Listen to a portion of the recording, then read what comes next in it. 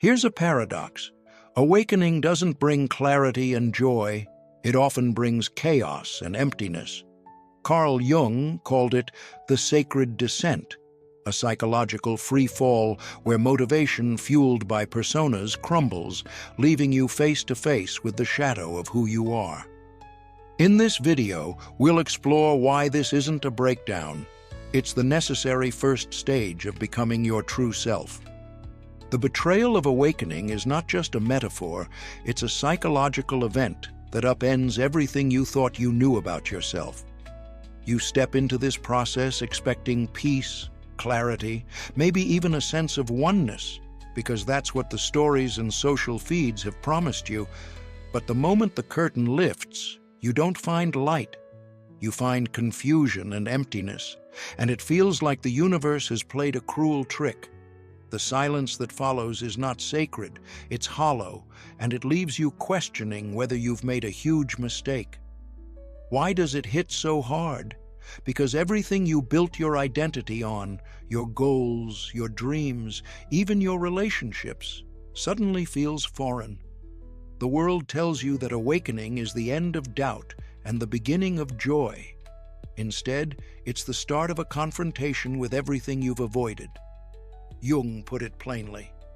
Enlightenment does not come by imagining figures of light, but by making the darkness conscious. That's not just philosophy, it's a lived reality. When you awaken, you're forced to see the lies you've told yourself and the borrowed motivations that have shaped your life.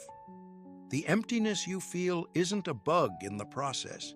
It's the feature that exposes just how much of your life wasn't really yours. Consider Tim.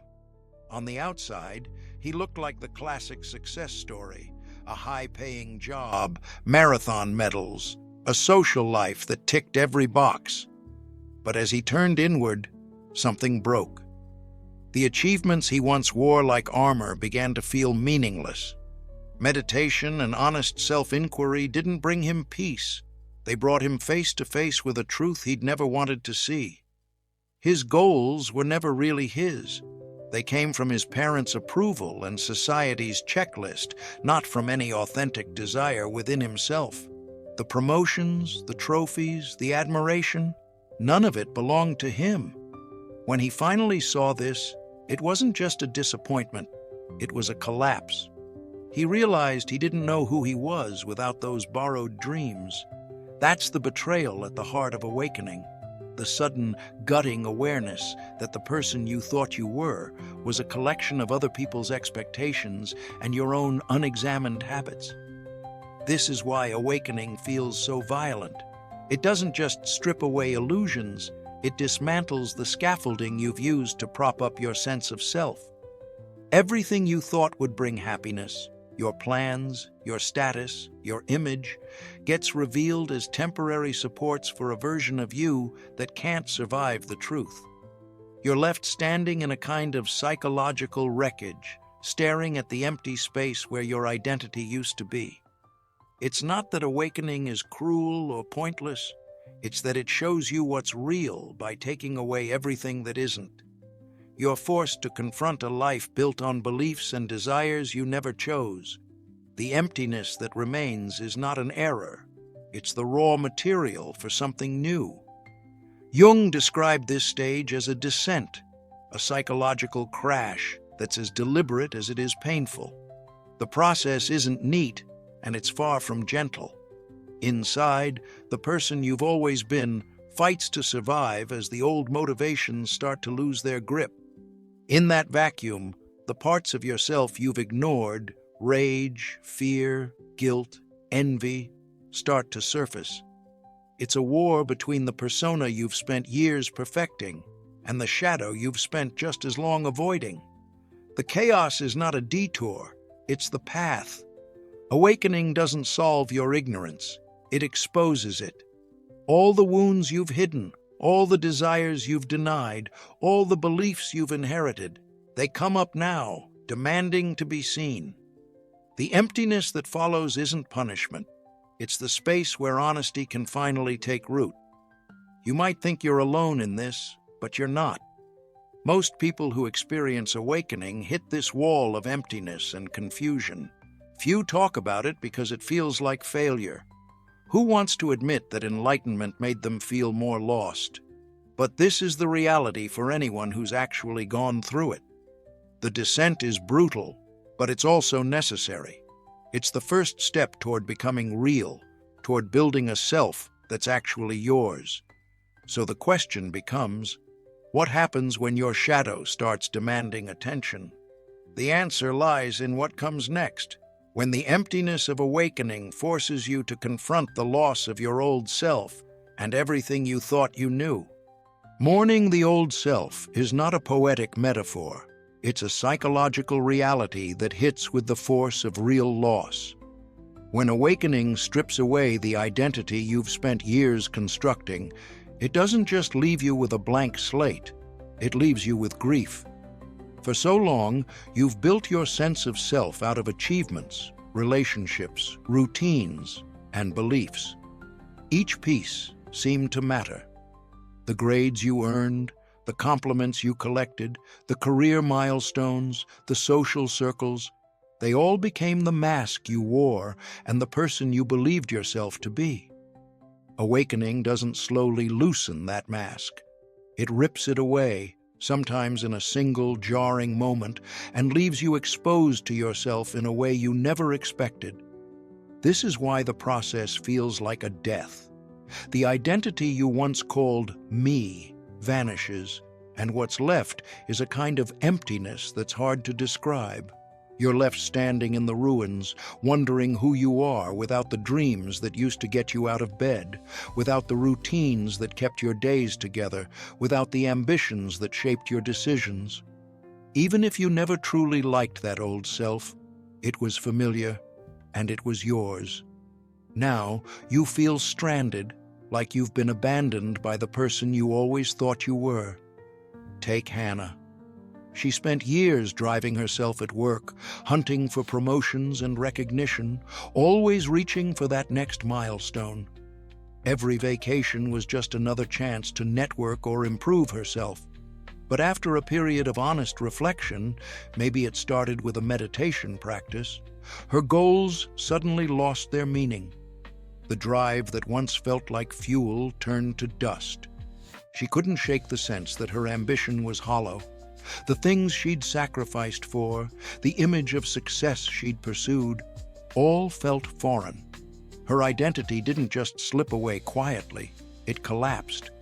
That's the betrayal. When you realize the mask you wore not only doesn't fit, but now feels suffocating. Jung called this process individuation, the journey toward becoming whole. But the first step isn't about building something new, it's about letting go of what isn't real. You can't move forward until you see the persona for what it is, a patchwork of expectations, beliefs, and borrowed dreams. Awakening rips away the certainty you clung to, leaving you with nothing to hold on to. The loss isn't just about who you pretended to be. It's about losing the structure that made life make sense. The world you built for yourself, the house you decorated room by room, is suddenly set on fire. You stand in the ashes, and even though you know some of those walls were never stable, it was still home. Now, there's nothing but empty space. This emptiness isn't a sign that something's gone wrong. It's the necessary ground clearing for anything real to emerge. Jung warned that this loss is unavoidable if you want to awaken. It's a descent, not an ascent, and it doesn't feel noble or inspiring. It feels disorienting. Until you make the unconscious conscious, it will direct your life, and you will call it fate. This is the moment when those unconscious parts start to rise, showing you how much of your so-called identity was just habit, social programming, or fear. You start to see the beliefs you never questioned, the desires that weren't really yours, and the motivations that were borrowed from everyone around you. The hardest part of mourning the old self is the loneliness. There's no ritual for this kind of loss. On the outside, nothing seems different. Friends and family see the same face, hear the same voice, But inside, you know everything has changed. You feel cut off, not just from others, but from the version of yourself that once felt so solid. The world keeps moving, but you're stuck in limbo, misunderstood, and unable to explain what's happening. How do you tell someone that the person they knew is gone and you don't know who's left? This phase can feel endless. The emptiness is heavy, the grief is sharp, and the future is a blank page. But this is what awakening demands. The old self has to die so something new can be born. The pain is real, but so is the opportunity. The ashes of your former identity aren't just the end, they're the beginning of fertile ground, the space where something authentic can finally take root. This funeral for your old self is painful, but it clears the ground for new life. Next, we'll see how the parts you've been hiding start to surface. When the old self falls away, what rises to take its place isn't light or clarity. It's the shadow, the side of you that's been hidden in plain sight. Jung described the shadow as the sum of everything you've denied, repressed, or disowned. Raw anger dressed up as patience, envy tucked behind forced smiles, fear disguised as rigid control. These aren't just passing moods. They're the undercurrents shaping your choices, sabotaging your relationships, and coloring your perception of the world. The truth is, the shadow never left you. Awakening simply tears down the barriers that kept it out of sight, and suddenly you're staring at a version of yourself you never wanted to acknowledge. Let's make this real. Think about envy. It's easy to dismiss as a petty flaw, but envy is a signal. It points to a longing or a talent you've buried, a part of yourself you refuse to let breathe. Most people smother it with judgment or distraction. They scroll social media, mock others' success, or tell themselves they're above it all. But the feeling doesn't die. It festers, and over time, it shapes your actions in subtle ways. You distance yourself from friends, undermine colleagues, or sabotage your own progress just to avoid the discomfort of wanting what you believe you can't have. What you don't accept becomes destiny. This isn't just philosophy, it's lived experience. Take the story of Mark, who spent decades convincing himself he was calm and collected. He prided himself on never raising his voice, always being the peacemaker. But beneath that surface, resentment simmered. Every time he swallowed his anger, it lodged deeper in his psyche. Awakening didn't bring him peace, it brought outbursts. He started snapping at his partner, lashing out at work, feeling rage that seemed to come out of nowhere. Only then did he realize the truth. The anger he'd buried was running his life from the shadows, shaping his fate without his consent. This is the heart of shadow work. It isn't about conquering or erasing these parts of yourself. It's about seeing them, really seeing them, and understanding what they want to tell you. Jung warned that the shadow isn't a villain to defeat. It's a messenger. It carries truths you've ignored, the needs you've denied, the boundaries you've never set, the passions you've stifled for the sake of being good or acceptable. Facing these truths is uncomfortable. The ego resists, clinging to the illusion of being above such flaws. But the more you resist, the more the shadow tightens its grip. Your unconscious patterns don't disappear just because you pretend they're not there. They grow stronger, directing your life in ways you can't control. You might notice this in the way you repeat self-destructive patterns, choosing partners who hurt you, sabotaging opportunities, or numbing yourself with distractions. These aren't random accidents. They're the shadow's way of demanding your attention. The world teaches you to cover up, to put on a positive face, to chase perfection. But the soul can't be fooled. Every unacknowledged wound, every denied impulse, every unmet need will surface eventually, often in the moments you least expect. The more you try to escape, the more trapped you become. Here's the shift. Facing your shadow doesn't mean labeling yourself as broken.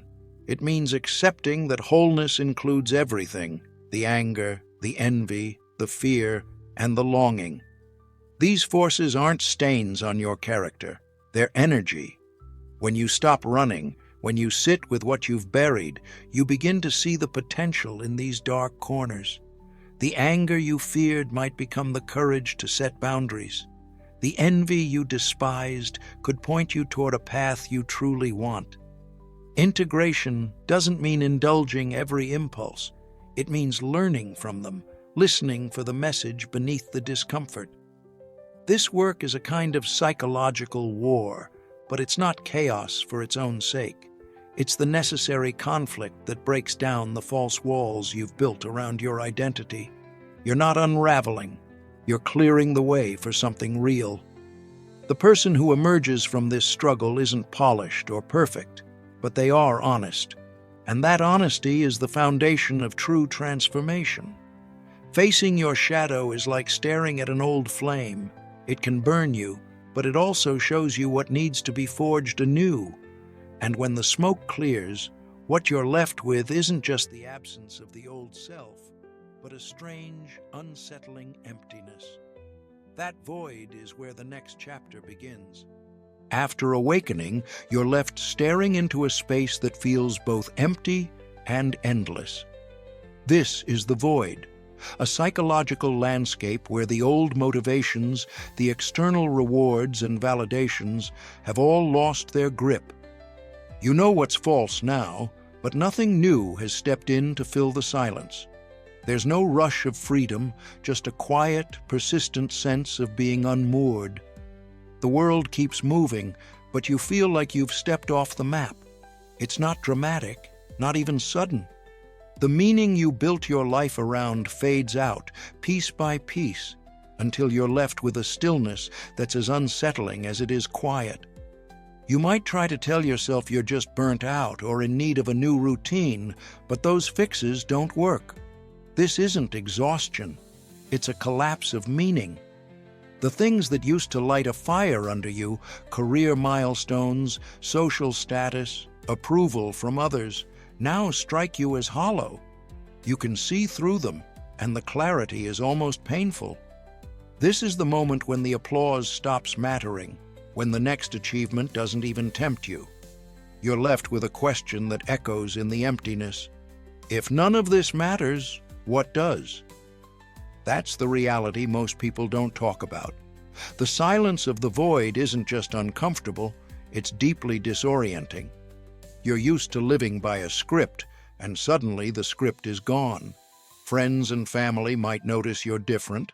They might ask why you're not chasing the next big thing, why you seem distant, why you're not excited by the same things anymore. You can't explain it to them, not really. They're still inside the old story, and you've stepped outside of it. This is why searches for post-awakening depression spike on forums like Reddit. So many people hit this wall and think something's gone wrong. But nothing's wrong. This is a normal, if rarely acknowledged, part of the process. Jung described this emptiness as the sacred terrain between the collapse of the ego and the birth of the self. It's not a punishment, and it's not a failure. It's a necessary stage, a liminal space.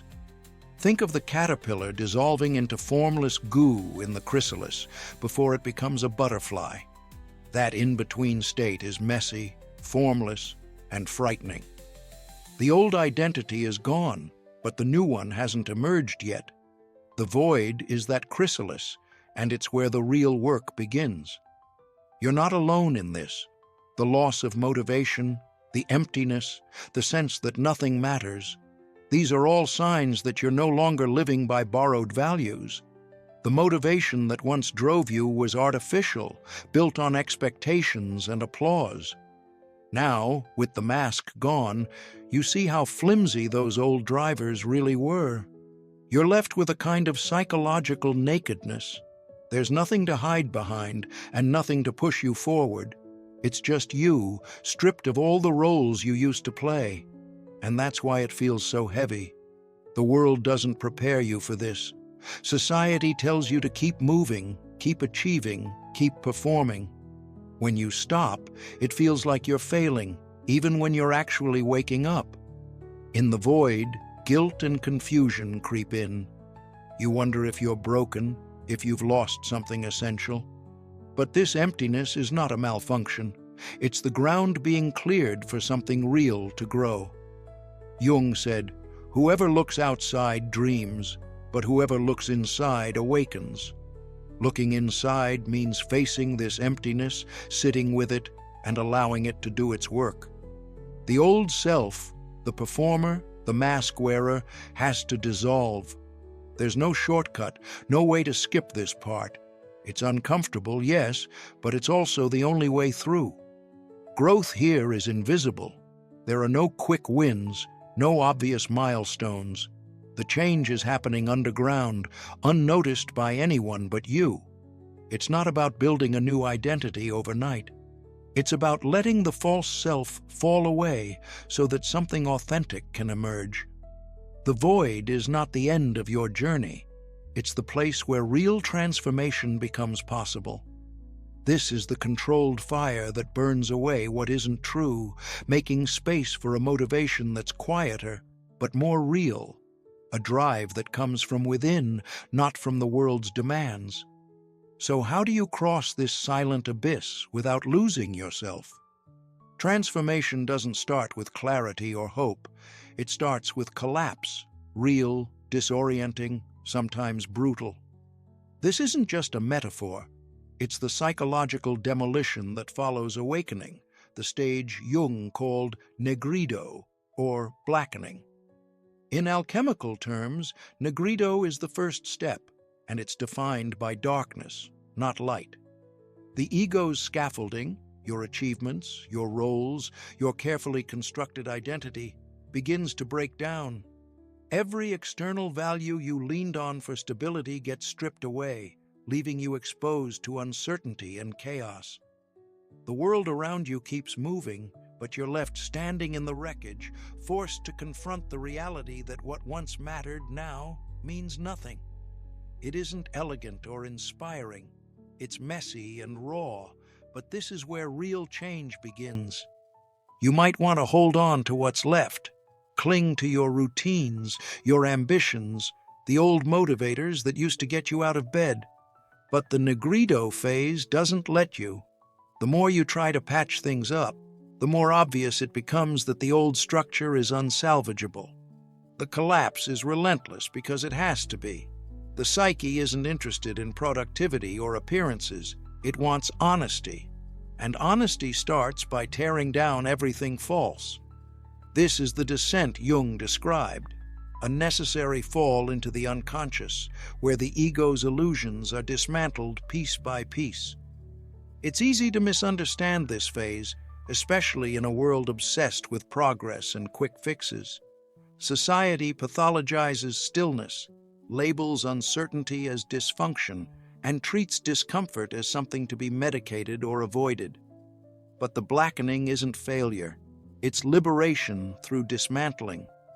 The silence and chaos aren't signs that you're broken. They're evidence that the psyche is doing its deepest work. If you seem lost, it's because you're being stripped of what isn't true. This part of the journey is sacred, even if it looks like regression from the outside. At the heart of negrido is the confrontation with your shadow. This isn't just about seeing the parts of yourself you dislike. It's about facing everything you've avoided, denied, or repressed. The unconscious rises, not as a villain, but as a messenger. Rage, envy, fear, longing. These emotions surface with a force that's hard to ignore. Jung wrote, "Enlightenment does not come by imagining figures of light, but by making the darkness conscious." This isn't mystical language. It's a direct challenge. You're being asked to look at the raw material of your psyche, to accept what's real, no matter how uncomfortable. The urge to escape is strong. Distraction, numbing, toxic positivity. All of these are tempting ways out. As Jung warned, numbing the blackening phase only postpones the breakdown you must face. The pain doesn't disappear, it just waits. If you suppress the message, it festers in the background, shaping your decisions and relationships in ways you can't control. The achiever who suddenly loses all motivation, the caretaker who finds themselves empty and resentful, these aren't failures of willpower. They're signs that the old self is dissolving and something new is fighting to emerge. Transformation in darkness is slow and invisible. There are no milestones, no applause, no clear sense of progress. The psyche is like a caterpillar dissolving into formless goo in the chrysalis, unstructured, undefined, and unproductive by every modern standard. Yet, this is the necessary groundwork. The old identity has to break down so that the true self has space to grow. From the outside, it might look like you're stuck, but on the inside, everything is changing. The chaos is not a detour, it's the path. Staying in this darkness is not about passivity, it's active work. Sitting with discomfort, tolerating uncertainty, and refusing to run from what's real. The temptation to rebuild too soon, to slap on a new identity or chase a new goal, is strong. But if you rush, you miss the point. The blackening phase is about clearing out the noise and waiting for something authentic to take root. It's about learning to trust the process, even when the process feels like destruction. What makes this phase sacred is its purpose. The chaos, the silence, the dismantling, all of it is necessary for growth. You're not failing. You're not broken. You're finally making space for the self you've never let emerge. In that darkness, a subtle voice begins to stir. What it says next will change everything. Rebuilding authentic motivation begins when you realize that what once drove you, ambition, approval, chasing the next win, has lost all meaning. The old current that pulled you forward is gone, and you're left in a kind of stillness that can feel both empty and unfamiliar. But here's the truth. That emptiness isn't a flaw in the process. It's the necessary clearing before anything real can grow. The loss of ego-driven motivation isn't the end of movement. It's the start of something deeper, a shift toward living from a place that doesn't need to prove itself to anyone. Let's be clear about the difference. Before awakening, motivation is almost always about chasing success, recognition, security, belonging. You move because you're hungry for validation or afraid of being left behind.